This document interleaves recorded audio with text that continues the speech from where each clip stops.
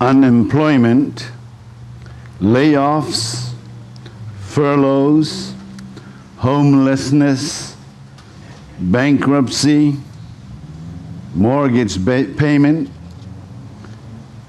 These and more are some of the descriptions of our time.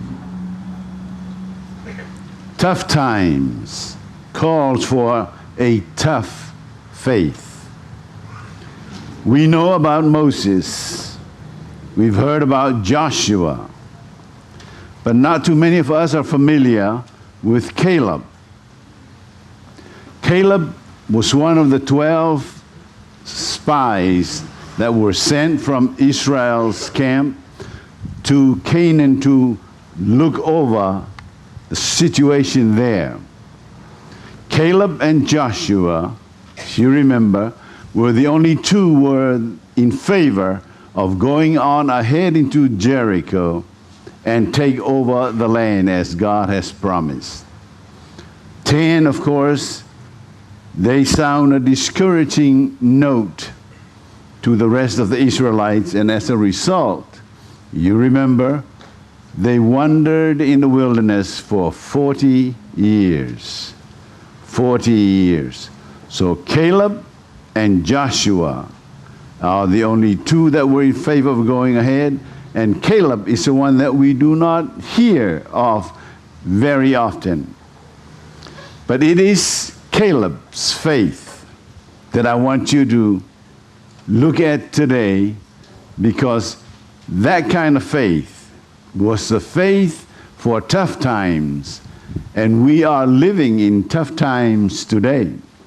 We are.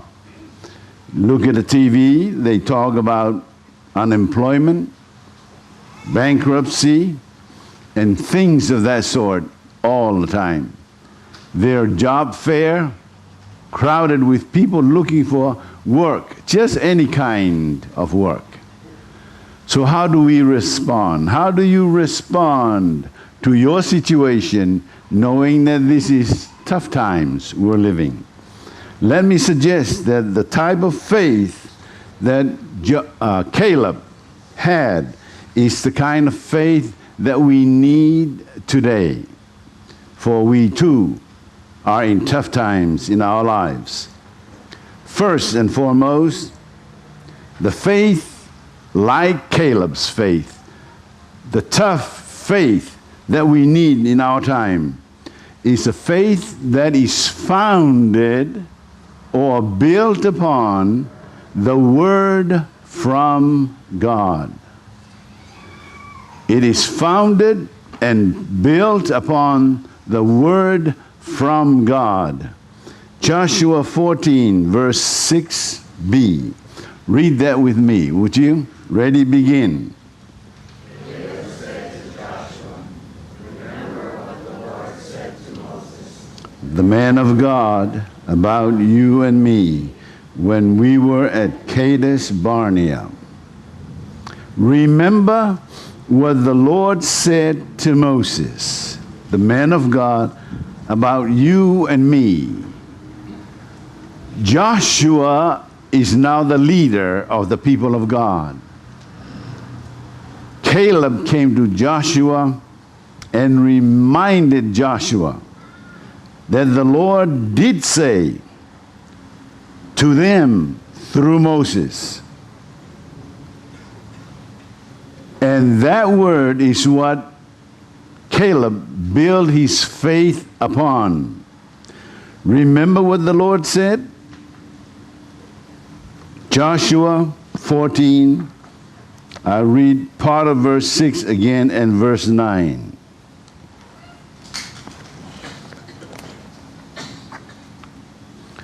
Joshua 14,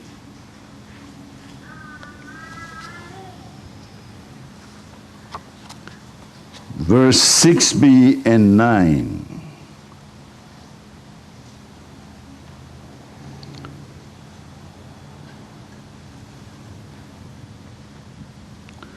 Sorry, Joshua 14, I got it.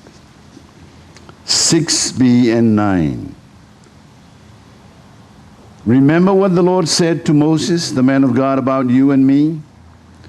Moses promised me, verse 9, the land of Canaan on which you were just walking will be your special possession and that of your descendants forever, because you wholeheartedly follow the Lord my God.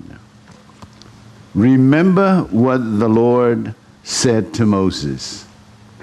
We need to remind each other of what God has said. What God has said, especially to you in particular and to me in particular. Now, I don't think God is saying to any of us today to stretch out your staff over the Red Sea. That was to Moses, and to Moses alone. It would have been silly for Joshua to do it, because it was to Moses. Now, God speaks specific instructions to many people at different times of their lives.